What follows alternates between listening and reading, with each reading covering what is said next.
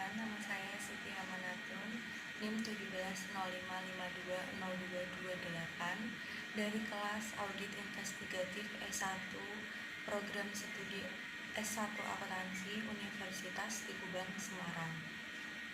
Video ini dibuat guna memenuhi tugas UTS Audit Investigatif dengan tema Peran Auditor Internal dalam Pencegahan dan Pendeteksian Kecurangan. Dalam video ini, saya akan membahas 5 pokok bahasan, yaitu yang pertama ada fenomena yang berkaitan dengan kecurangan, yang kedua adalah teori kecurangan menggunakan Diamond Theory, yang ketiga ada komponen pengendalian internal, dan yang keempat ada peran internal audit dalam pencegahan deteksi kecurangan, dan yang kelima ada kompetensi internal audit. Fenomena yang berkaitan dengan kecurangan. Dalam pembahasan kali ini, saya akan menggunakan fenomena dari kasus Jiwasraya.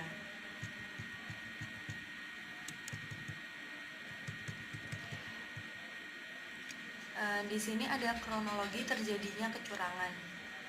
Dimulai pada tahun 2006. Pada tahun 2006 ini, laporan keuangan menunjukkan nilai ekuitas Jiwasraya negatif sebesar 3,29 triliun rupiah karena aset yang dimiliki jauh lebih kecil dibandingkan dengan kewajiban. Oleh karenanya, BPK pada tahun 2008 memberikan opini disclaimer untuk laporan keuangan 2006 dan 2007 karena penyajian informasinya tidak dapat diyakini kebenarannya atau dianggap kurang meyakinkan. Jiwasraya ini terbukti melakukan kecurangan dengan merekayasa laporan keuangan dan menghasilkan laba semu.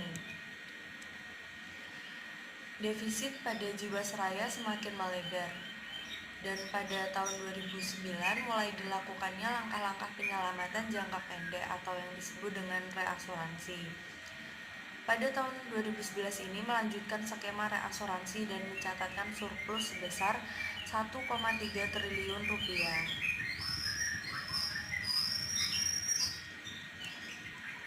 Pada tahun 2012, Bapepam LK memberikan izin produk JS Proteksi Plan, yakni sebuah produk bancassurance. Dari produk inilah yang dianggap menjadi sumber masalah karena menjanjikan fixed return atau pengembalian tetap pada saat itu.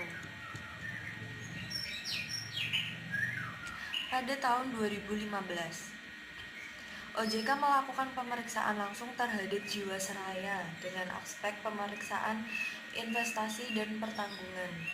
Audit BPK di tahun 2015 menunjukkan terdapat dugaan penyalahgunaan wewenang Jiwasraya dan laporan aset investasi keuangan yang overstated atau dibesar-besarkan dan kewajiban yang understated atau mengecil.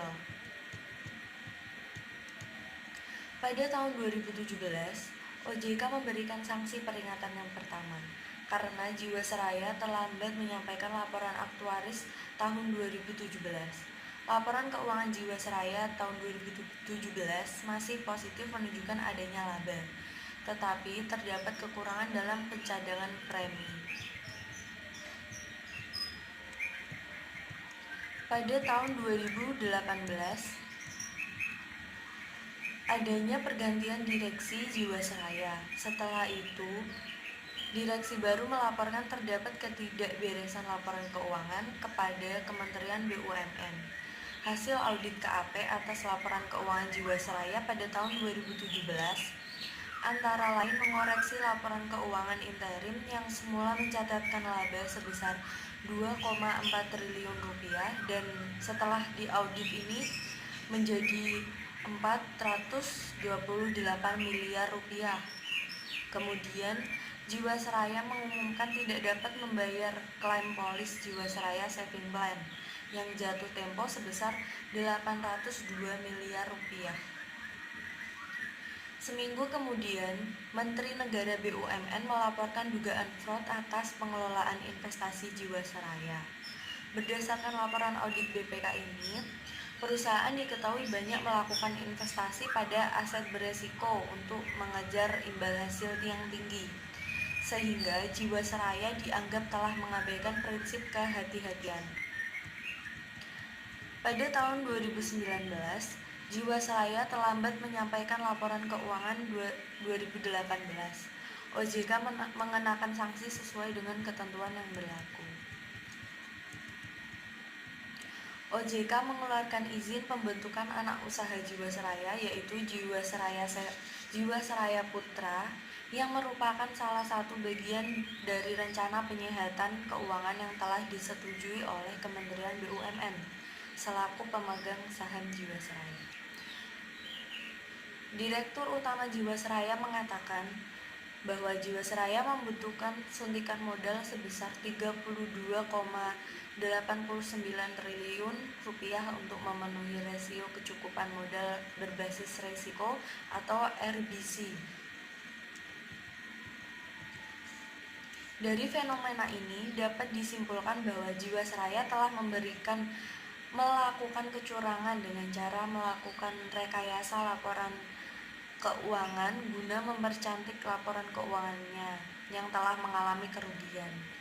Dari kasus ini memberikan perenungan untuk kita semua bahwa suatu perusahaan dapat saja melakukan tindakan penyimpangan atau bahkan kejahatan yang berakibat sangat dahsyat bagi sosial dan ekonomi.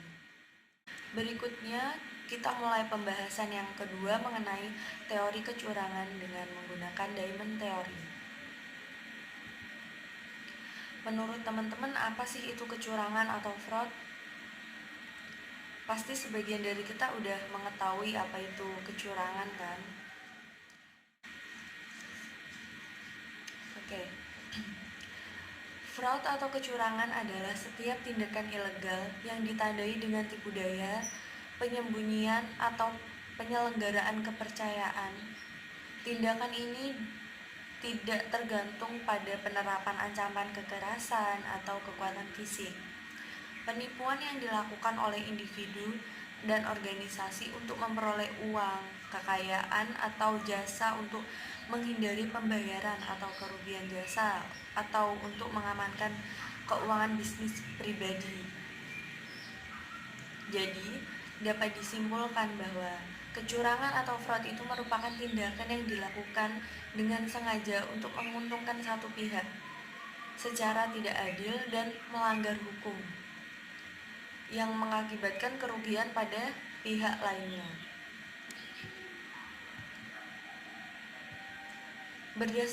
Berdasarkan hasil penelitian bahwa alasan yang mendasari seseorang melakukan fraud itu ada 3 yang tergabung dalam The Fraud Triangle berikut. Yang pertama ada pressure atau tekanan, yang kedua ada opportunity atau kesempatan, dan yang ketiga ada rationalization atau rasionalisasi.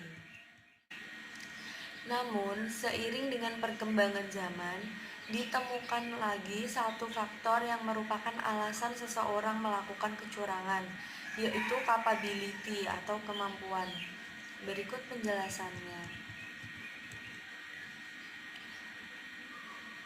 Tekanan atau pressure.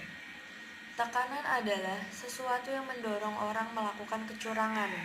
Dapat disebabkan oleh tuntutan gaya hidup, ketidakberdayaan dalam soal keuangan, perilaku gambling, mencoba-coba untuk mengalahkan sistem, dan ketidakpuasan kerja.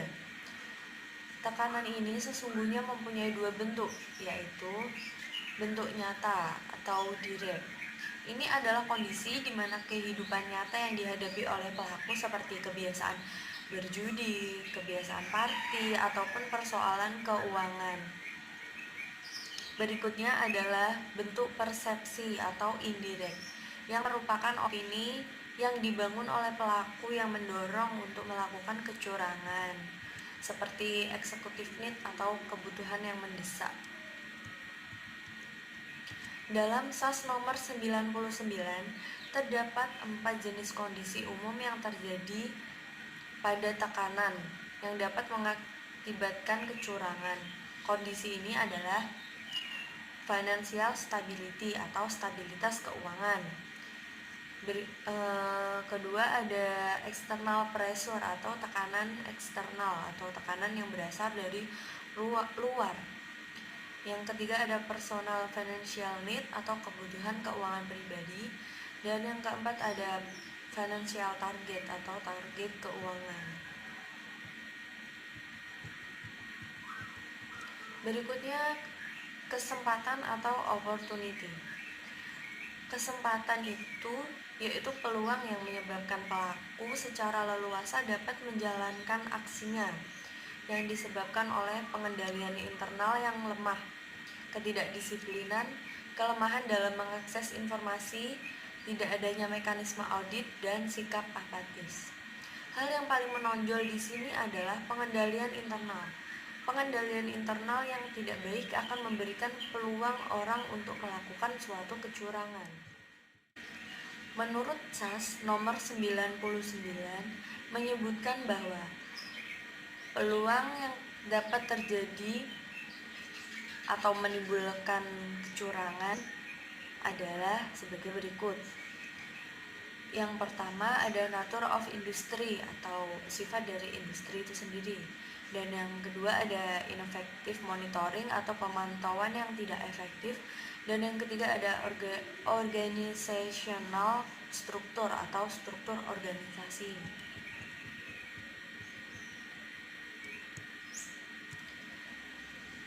Berikutnya ada rasionalisasi atau rationalization.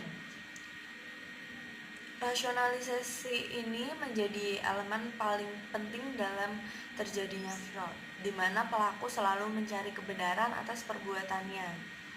Sikap atau karakter yang dimiliki pelaku akan menentukan rasionalisasi atas pembenaran kecurangan yang dilakukan. Contohnya, bagi mereka yang umumnya tidak jujur, mungkin akan lebih mudah untuk merasionalisasi penipuan atau melakukan pembenaran atas tindakan kecurangannya. Yang keempat ada kemampuan atau capability. Dalam kenyataannya ternyata ada satu faktor lain yang perlu dipertimbangkan, yakni individual capability. Capability ini adalah sifat dan kemampuan pribadi seseorang yang mempunyai peranan besar yang memungkinkan melakukan suatu tindakan kecurangan pada elemen individual ataupun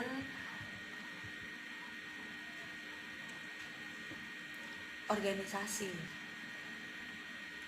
Capability ini terdapat beberapa komponen kemampuan untuk menciptakan fraud, yaitu posisi atau fungsi seseorang dalam suatu perusahaan, ada kecerdasan, ada tingkat kepercayaan diri atau ego, kemudian ada kemampuan pemaksaan, lalu ada kebohongan yang efektif, serta ada kekebalan terhadap stres. Dalam fraud diamond ini, sifat-sifat dan kemampuan individu memainkan peran utama dalam terjadinya fraud. Banyak kecurangan besar tidak akan terjadi tanpa orang-orang yang memiliki kemampuan individu atau capability. Walaupun peluang membukakan jalan untuk melakukan fraud dan insentif atau rasionalisasi dapat menarik orang ke arah itu, akan tetapi seseorang harus memiliki kemampuan untuk melihat celah melakukan fraud sebagai kesempatan dan untuk mengambil keuntungan dari itu. Tidak hanya sekali, tetapi terus-menerus. Dengan demikian, fraud itu dapat terjadi karena adanya kesempatan melakukannya, tekanan dan rasionalisasi yang membuat orang mau melakukannya, dan adanya kemampuan individu. Dari penjelasan ini dapat disimpulkan bahwa fraud diamond ini adalah alasan seseorang yang melakukan fraud karena adanya kesempatan, tekanan, dan rasionalitas yang ketiganya alasan tersebut dapat terjadi jika seseorang itu memiliki kemampuan atau capability. Berikutnya kita memasuki pembahasan yang ketiga mengenai komponen pengendalian internal.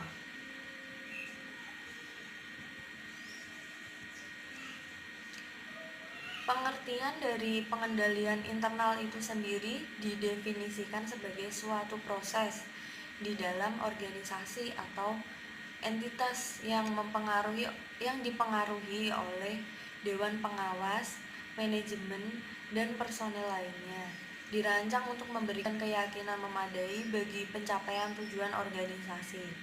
Pada sisi tujuan inilah terdiri dari 3 kategori, yaitu tujuan terkait operasi atau operation, pelaporan atau reporting, dan kepatuhan atau compliance.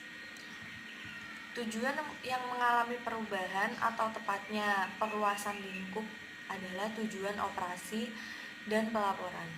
Tujuan operasi tidak semata-mata terkait dengan efisiensi dan efektivitas penggunaan sumber daya, tetapi mencakup seluruh efisiensi dan efektivitas operasi termasuk sasaran atau tujuan, kinerja operasi dan keuangan, serta pengamanan aset dari kerugian. Tujuan pelaporan diperluas cakupannya meliputi semua pelaporan organisasi. Tidak dibatasi hanya pada lingkup pelaporan keuangan saja seperti kerangka. Adapun tujuan kepatuhan masih sama, tidak mengalami perluasan. Kerangka pengendalian internal oleh Committee of Sponsoring Organization of the Tradeway Commission atau COSO pada tahun 2013 menetapkan 5 komponen pengendalian internal. Yang pertama ada lingkungan pengendalian atau control environment. Yang kedua ada penilaian risiko atau risk assessment. Yang ketiga ada aktivitas pengendalian atau control activities. Yang keempat ada informasi dan komunikasi atau information and communication. Dan yang kelima ada pemantauan atau monitoring.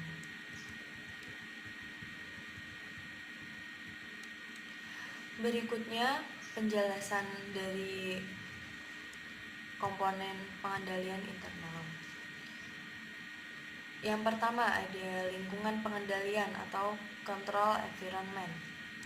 Lingkungan pengendalian ini mencakup standar, proses, dan struktur yang menjadi landasan terselenggaranya pengendalian internal di dalam organisasi secara menyeluruh. Lingkungan pengendalian tercermin dari suasana dan kesan yang diciptakan Dewan Komisaris dan Manajemen Puncak mengenai pentingnya pengendalian internal dan standar perilaku yang diharapkan. Lingkungan pengendalian ini berdampak luas terhadap sistem pengendalian internal secara keseluruhan. Dari ini saya akan memberikan contoh. Pada Bank X memiliki visi, misi, dan tujuan yang jelas.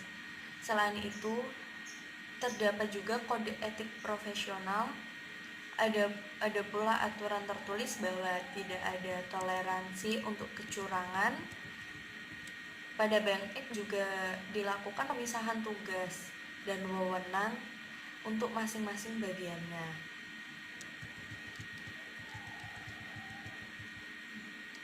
Berikutnya adalah penilaian risiko atau risk assessment. Menurut COSO merumuskan definisi risiko sebagai kemungkinan terjadinya suatu kejadian yang akan berdampak merugikan bagi pencapaian tujuan. Risiko yang dihadapi organisasi bisa bersifat internal atau berasal dari dalam ataupun eksternal yang berasal dari luar. Penilaian risiko adalah proses dinamis dan berulang untuk mengenali dan menilai risiko atas pencapaian tujuan. Penilaian risiko mengharuskan manajemen untuk mempertimbangkan dampak perubahan lingkungan eksternal serta perubahan modal bisnis entitas ini itu sendiri yang berpotensi mengakibatkan pengendalian internal yang tidak efektif lagi. Saya memberikan contoh pada Bank X. Divisi Manajemen Risiko melakukan analisis risiko berupa pengukuran. Dari analisis risiko tersebut dapat dilakukan sinyal peringatan dini tentang potensi risiko tersebut. Jadi perusahaan bisa bersiap-siap untuk menghadapi kemungkinan risiko yang akan terjadi. Setelah itu, maka Bank X akan melakukan mitigasi risiko secara cepat dan tepat. Lalu berikutnya adalah aktivitas pengendalian atau control activity. Aktivitas pengendalian mencakup tindakan-tindakan yang ditetapkan melalui satu set kebijakan dan prosedur. Misalnya, prosedur operasi standar atau SOP untuk membantu memastikan dilakukannya arahan manajemen dalam rangka meminimalkan risiko atas pencapaian tujuan. Aktivitas-aktivitas pengendalian ini dilaksanakan pada semua tingkatan entitas, pada berbagai tahap proses bisnis, dan dalam setting dan konteks teknologi yang digunakan. Aktivitas pengendalian yang bersifat preventif dan detektif. Aktivitas pengendalian juga bisa manual ataupun otomatis. Saya memberikan contoh pada aktivitas otorisasi dan persetujuan, verifikasi, rekonsiliasi, dan evaluasi atas kinerja. Pembagian tugas harus erat kaitannya dengan proses pemilihan dan pengembangan aktivitas pengendalian. Berikutnya ada informasi dan komunikasi atau information and communication. Entitas memerlukan informasi demi terselenggaranya tanggung jawab pengendalian internal yang mendukung tercapainya tujuan. Manajemen harus memperoleh, menghasilkan, dan menggunakan informasi yang relevan dan berkualitas baik yang berasal dari sumber internal maupun bersumber dari eksternal. Contohnya adalah pada perusahaan ABC, mengkomunikasikan informasi secara lisan. Informasi tersebut meliputi aturan prosedur, kebijakan, sanksi, job description, dan wewenang serta tanggung jawab. Komunikasi lisan dilakukan melalui briefing, sedangkan komunikasi tertulis dapat dilakukan melalui internet dan buku pedoman manual. Komunikasi internal contohnya dilakukan guna melaporkan kecurangan atau pelanggaran yang dilakukan di dalam perusahaan. Sedangkan jika komunikasi eksternal ini seperti contohnya adalah customer service, jadi pelayanan pengaduan atau keluhan dari masyarakat luar ataupun eksternal. Yang terakhir ada pemantauan atau monitoring. Pemantauan mencakup evaluasi berkelanjutan, evaluasi terpisah atau kombinasi dari keduanya yang dimasukkan untuk memastikan tiap-tiap komponen pengendalian internal ada dan berfungsi sebagaimana mestinya. Contohnya adalah pada perusahaan ABC melakukan evaluasi secara terpisah yang dilakukan oleh atasannya pada setiap hari. Selain itu ada juga komite audit yang melakukan penelaahan atas efektivitas suatu pengendalian internal perusahaan.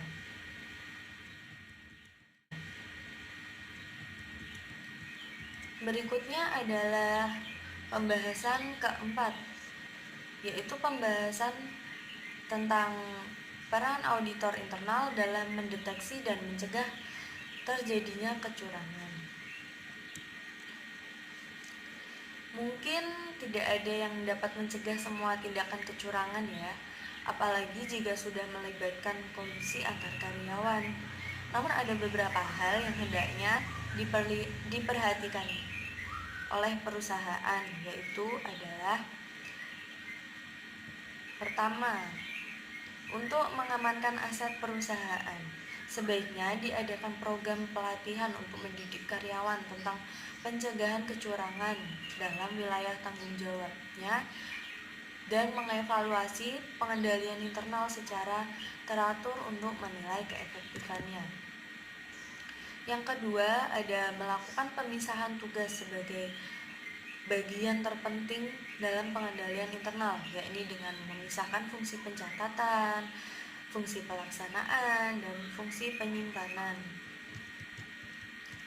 Yang ketiga, jika memungkinkan, gunakan suatu sistem tunggal untuk mencatat semua transaksi bisnis. Penggunaan sistem berganda dapat menimbulkan transaksi mudah mengalami masalah melalui celah-celah yang muncul dalam sistem tersebut. Yang keempat, perusahaan harus belajar untuk mengidentifikasi tren yang tidak biasa atau penyimpangan sebagai indikasi adanya masalah. Jika mungkin, perusahaan dapat menyewa akuntan eksternal secara periodik untuk memeriksa ketidakwajaran pencatatannya. Review dengan penggunaan prosedur analitis juga dapat menjadi alternatif audit dalam mengidentifikasi tren yang tidak biasa ataupun yang tidak wajar. Yang kelima, menyediakan sarana yang dapat digunakan karyawan untuk melaporkan suatu kecurangan. Adanya kecurangan tanpa harus diketahui identitasnya, misalkan melalui hotline etis perusahaan.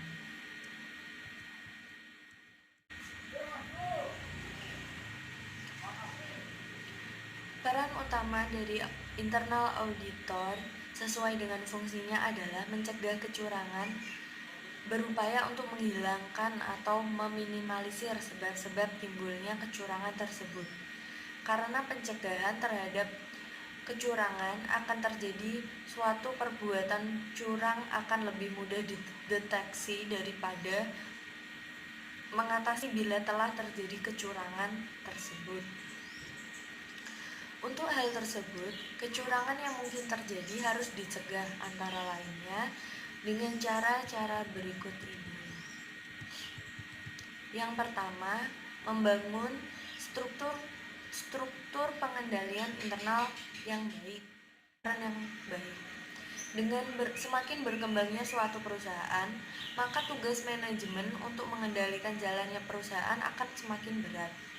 Agar tujuan yang telah ditetapkan top manajemen dapat dicapai, keamanan harta perusahaan terjamin dan kegiatan operasi bisa dijalankan secara efektif dan efisien.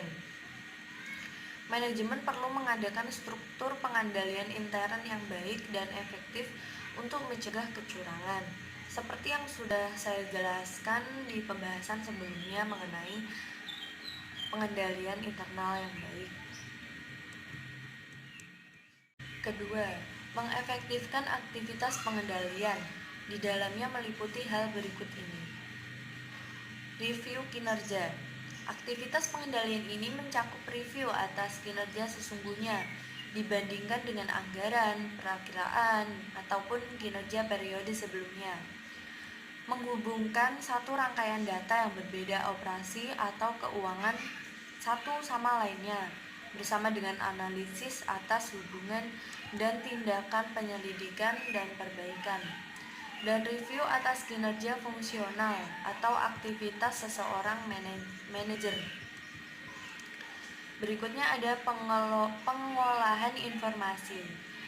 Berbagai pengendalian dilaksanakan untuk mengecek ketepatan, kelengkapan, dan otorisasi transaksi. Dua, pengelompokan luas aktivitas pengendalian sistem informasi adalah pengendalian umum atau general control dan pengendalian aplikasi atau application control. Berikutnya ada pengendalian fisik. Aktivitas pengendalian fisik ini mencakup keamanan fisik aset, penjagaan yang memadai terhadap fasilitas yang melindungi dari akses terhadap aset dan catatan, otorisasi atau akses ke program komputer dan data files, dan perhitungan secara periodik dan perbandingan dengan jumlah yang tercantum dalam catatan pengendalian. Berikutnya ada pemisahan tugas. Pembebanan tanggung jawab ke orang yang berbeda untuk memberikan otorisasi pencatatan transaksi. Penyelenggaraan penyimpanan aset ditujukan untuk mengurangi kesempatan bagi seorang dalam posisi yang baik untuk berbuat kecurangan dan sekaligus menyembunyikan kekeliruan dan ketidakberesan dalam menjalankan tugas dalam keadaan normalnya. 3. Meningkatkan kultur organisasi. Meningkatkan kultur organisasi ini dapat dilakukan dengan prinsip-prinsip berikut ini. Ada keadilan atau fairness, melindungi kepentingan pemegang saham minoritas dan stakeholder lainnya dari rekayasa transaksi yang bertentangan dengan peraturan yang berlaku. Berikutnya ada transparansi atau keterbukaan. Bagi stakeholder yang terkait dengan untuk melihat dan memahami proses suatu pengambilan keputusan dan pengelolaan suatu perusahaan. Dalam hal ini terkait pula kewajiban perusahaan untuk mengungkapkan informasi material kepada pemegang saham ataupun publik dan pemerintah secara benar, akurat, teratur, dan tepat waktu. Berikutnya ada akuntabilitas atau accountability, menciptakan sistem pengawasan yang efektif didasarkan atas distribusi dan keseimbangan kekuasaan antar anggota direksi, komisaris, pemegang saham, dan pengawasan. Di sini menyangkut pula proses pertanggungjawaban para pengurus perusahaan atas kepatuhan-kepatuhan yang dibuat dan kinerja yang dicapainya. Berikutnya ada tanggung jawab atau responsibility. Perusahaan memiliki tanggung jawab untuk mematuhi hukum dan ketentuan yang berlaku termasuk tanggap terhadap lingkungan di mana perusahaan itu berada. Berikutnya ada moralitas.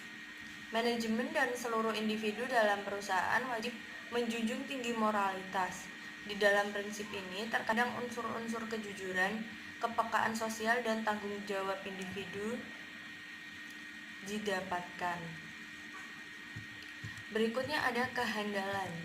Pihak manajemen atau pengelola perusahaan dituntut untuk memiliki kompetensi dan profesionalisme dalam pengelolaan perusahaan.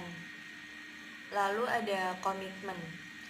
Pihak manajemen atau pengelola perusahaan dituntut untuk memiliki komitmen penuh untuk selalu meningkatkan perusahaan dan bekerja untuk mengoptimalkan nilai pemegang sahamnya atau duty of royalty, serta menurunkan resiko perusahaan. Yang keempat ada mengefektifkan fungsi internal audit. Walaupun internal auditor tidak dapat menjamin bahwa kecurangan tidak akan terjadi, namun ia harus menggunakan kemahiran jabatannya dengan seksama, sehingga diharapkan mampu mendeteksi terjadinya kecurangan dan dapat memberikan saran-saran yang bermanfaat kepada manajemen untuk mencegah terjadinya kecurangan. Yang kelima ada menciptakan struktur penggajian yang wajar dan pantas. Dengan memberikan gaji yang wajar dan pantas untuk karyawan, hal ini dapat mengurangi adanya tindak kecurangan dalam perusahaan. Yang keenam, mengadakan rotasi dan kewajiban bagi pengawasan pegawai untuk mengambil hak dan cuti. Dengan mengambil hak cuti, maka karyawan tidak akan mengalami tekanan dalam pekerjaannya. Hal tersebut akan mengurangi rasa stres kerja pada karyawan. 7. Memberikan sanksi yang tegas kepada yang melakukan kecurangan dan memberikan penghargaan kepada mereka yang berprestasi. Dengan memberikan sanksi yang tegas terhadap perbuatan kecurangan, maka hal tersebut akan memberikan efek jera terhadap pelaku dan karyawan lainnya. Dan apabila memberikan penghargaan baik bagi kinerja karyawan, maka karyawan akan berlomba-lomba dalam memperbaiki kinerjanya menjadi lebih baik lagi ke depannya. Hal itu akan berpengaruh positif terhadap kinerja seorang karyawan. 8. Membuat program bantuan kepada pegawai yang mendapatkan kesulitan baik dalam hal keuangan maupun non-keuangan. 9. Menetapkan kebijakan perusahaan terhadap pemberian-pemberian dari luar harus diinformasikan dan dijelaskan pada orang-orang yang dianggap perlu agar jelas mana yang dianggap hadiah dan mana yang berupa sogokan. Yang 10. Menyediakan sumber-sumber tertentu dalam rangka mendeteksi kecurangan karena kecurangan sulit ditemukan dalam pemeriksaan yang biasa-biasa saja. 11. Menyediakan saluran-saluran untuk melaporkan telah terjadinya kecurangan. Hendaknya diketahui oleh staf agar dapat diproses pada jalur yang benar, seperti contohnya menyediakan layanan aduan bagi karyawan internal maupun pihak-pihak eksternal. Berikutnya adalah pokok bahasan yang terakhir, yaitu kompetensi internal auditor. Kompetensi yang harus dimiliki seorang auditor berdasarkan ISO 14001. Ada banyak keterampilan, kompetensi, dan kualifikasi yang dapat membantu seorang menjadi auditor internal. Berikut akan saya jelaskan. Yang pertama, pelatihan formal. Apakah tersedia pelatihan eksternal ataupun internal? Pelatihan auditor resmi dapat membantu dalam memberikan auditor dasar untuk menjadi auditor internal yang efektif. Ada banyak pilihan pelatihan yang tersedia. Dengan menghubungi penyedia pelatihan, Anda dapat memastikan standar pelatihan yang diberikan adalah standar yang diterima di industri Anda. Kedua, ada pendidikan. Meskipun tidak dianggap wajib untuk posisi seperti ini, orang-orang dengan kualifikasi di beberapa disiplin ilmu, misal teknik lingkungan ataupun K3, dapat menjadi auditor yang lebih efektif daripada yang lain, misalnya akuntan, perencana keuangan. Yang ketiga ada kompetensi. Karyawan dengan keterampilan tertentu mungkin bisa menjadi auditor yang lebih efektif daripada lainnya. Orang-orang proses produksi atau desain produksi yang kompleks mungkin memiliki mata yang superior untuk detail daripada individu yang bekerja di bidang kreatif. Misalnya, akan sangat membantu untuk mempertimbangkan sifat kepribadian tertentu ketika mempertimbangkan calon untuk pelatihan auditor internal. Kepribadian. Yang keempat adalah kepribadian. Sebagaimana ditunjukkan di atas, orang-orang tertentu mungkin memiliki kepribadian yang lebih baik daripada orang lain untuk tugas ini. Rasa ingin tahu dan perhatian terhadap detail akan membantu seseorang auditor internal. Auditor juga perlu memiliki sikap komunikasi yang efektif karena fungsi ini pastinya akan membutuhkan banyak kontak dengan karyawan lain dan stakeholder sistem manajemen. Yang kelima ada memiliki pengetahuan terkait